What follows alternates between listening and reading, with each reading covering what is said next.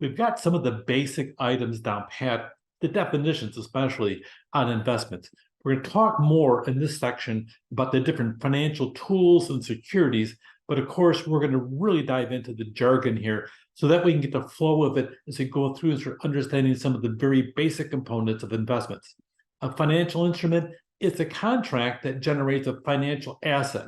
A lot of times they're very publicly traded in the process, but you have a whole series of different classes. You have equity securities, debt securities, money market instruments, derivative instruments, foreign exchange instruments, lots of different terminology, and sometimes they'll actually refer to a whole class or a grouping of different types of investments. Let's talk about them. When it comes down to markets, you're looking at a primary market and then a secondary market. It's important to know that when we talk about the primary market, that is the only time the company makes money by selling that financial instrument. For instance, you and I, unless we have multiple millions of dollars, we're not going to be able to buy a stock when it's first put out there, and it's called an IPO, or initial public offering. That's when the company sells the stocks to primary investors. For that, they get together the retirement funds, the insurance companies. They talk to people with millions of dollars in assets, and they line them all up. We'll talk about that process in just a little bit. And then they sell it to them.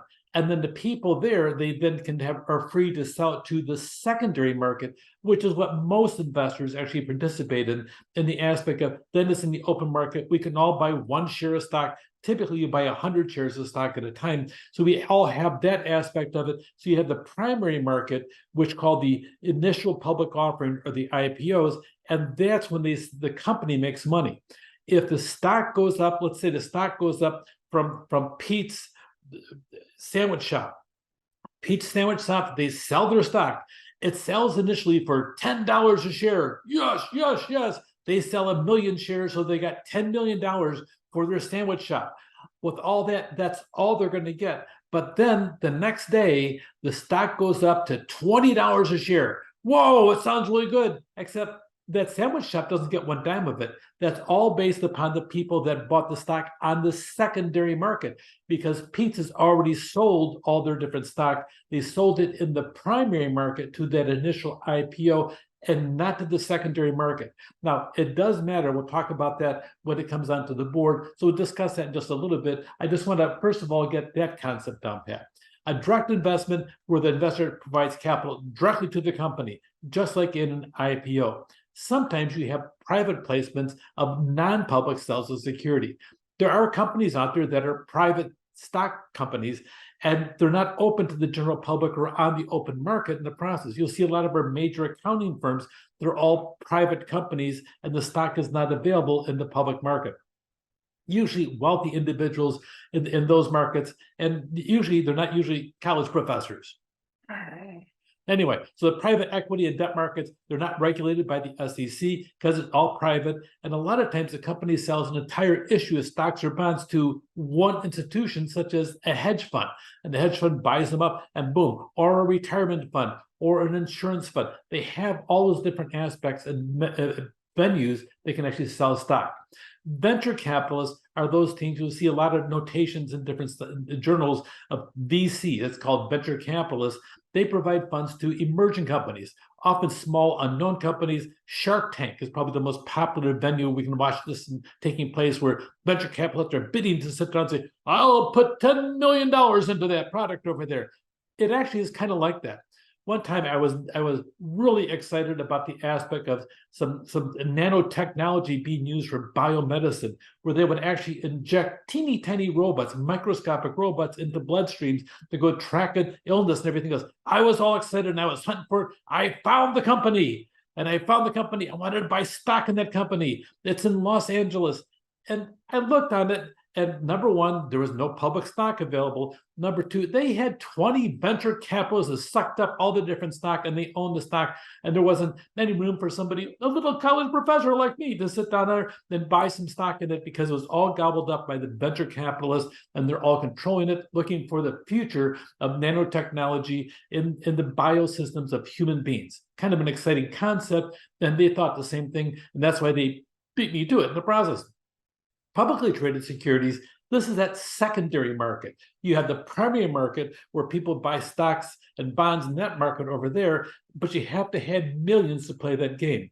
For the rest of us, we have the secondary market, but also don't think just because I'm downgrading that a little bit doesn't mean that the big players don't play here too. Not everybody gets involved in the initial IPO. Sometimes those IPOs aren't that hot to begin with, but all of a sudden now later on it could be more. You'll see these big giant huge companies or individuals with millions come into the actual regular market regulated by the SEC that sells stocks publicly. As soon as you start selling stock publicly, the SEC has a whole series of rules, and they like to make more just for entertainment purposes, I'm certain. So they provide regulations on trades, rules for documentation, rights of owners, and they make certain that you have due diligence in it, that whenever you're selling publicly, you have some level of trust in the process. When a firm wants to issue stocks or bonds, they go through an underwriter, and that's usually an investment banker. So you have venture capitalists that provide funds, and then an investment banker, their job is to research the financials. They provide assurance to investors, and of course, they know a whole bunch of investors. They go out to dinner an awful lot with them. So on an IPO, when a common stock comes and is sold to the public for the very first time to those giant investors, the people behind that line up those investors are called investment bankers. That makes sense because they're looking for an investment, and that's their job to go make certain those investments are good. So here, what do underwriters do? They gauge the market interest. They get a full subscription of shares. They make sure they sell them all, and that's a big deal. Sometimes it takes months to line up the investors, and they better have a huge index of people they can go back to and thumb through. They call it the Rolodex, to go through the whole process and say, hey, I got this really cool deal coming up. So they do all this secret trading in stock. Yes, it is secret. And yes, it is behind doors. And yes, they probably have cigars. So it's a cigar smelled room. Yes, just like it is in the movies. Yes. And they hire underwriters to advise them on security issues, and they distribute and sell the markets on the public market. That's what their job is. They assess values in new securities. They have contact with the institutional investors. By institutional, a lot of times retirement funds can be huge. The biggest retirement fund on planet Earth is called CalPERS, located right here in California, and it's California Public Employees Retirement System. And you'll have a massive number of employees here in California that actually are part of that as public employees. And they go out and they buy lots of different aspects of what we're talking here. The investment bankers court them on a regular basis. That's huge because all of a sudden you have somebody coming in, they can buy 10 to 20 to 30 to $100 million of stuff and actually still have lots of money left over for other different venues. So those are the big players that they want to court all the time. They charge fees from the issuing companies. That's where they make their money, sometimes an awful lot. And the lead underwriter can form a syndicate, not a crime syndicate. Well, maybe not. At least it's not criminal in nature, but they do have a syndicate of people that they deal with on a regular basis, and they form different groups of people. They call that a syndicate. They actually go and buy a big chunk of the stock. You'll see that happening sometimes. A lot of times, these people, they don't make the public news an awful lot in the process. So they have the potential for more buyers than one investment banker might have. So you may have multiple investment bankers working on it.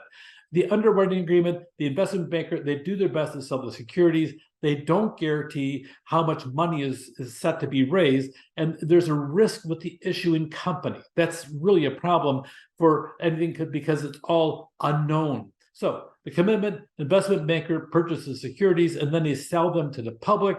And then the risk is with the investment banker, whoever is that could be. If you set the price too high and they can't sell the security, the company raises less funds at the best offer agreement. The investment banker then will lose money if there's been a firm commitment. It's kind of scary for all of them. They take risks, but they make an awful lot of money. So I don't feel too bad for them. So maybe you'll feel bad for them. Good for you if you do. If they set the price too low, the price rises in the secondary market. So you go out, first of all, to your primary market, the initial investors, and the price is too high, then you have a problem. If it's too low, you have a problem. And you'll find out if it's too low because they sell the stock and all of a sudden the stock skyrockets in the secondary market. So therefore, they didn't evaluate it properly.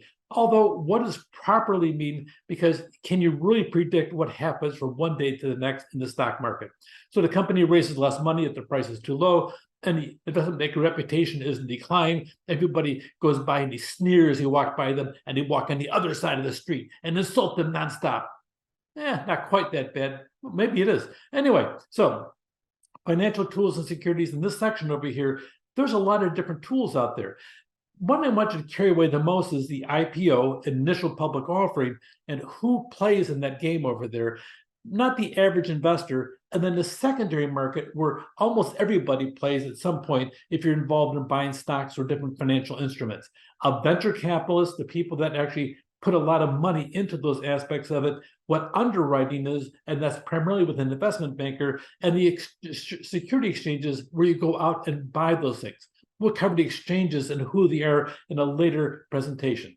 With that, for right now, this is the beginning of knowing some of the financial tools and the different kinds of securities we get to play with in investment. Take care.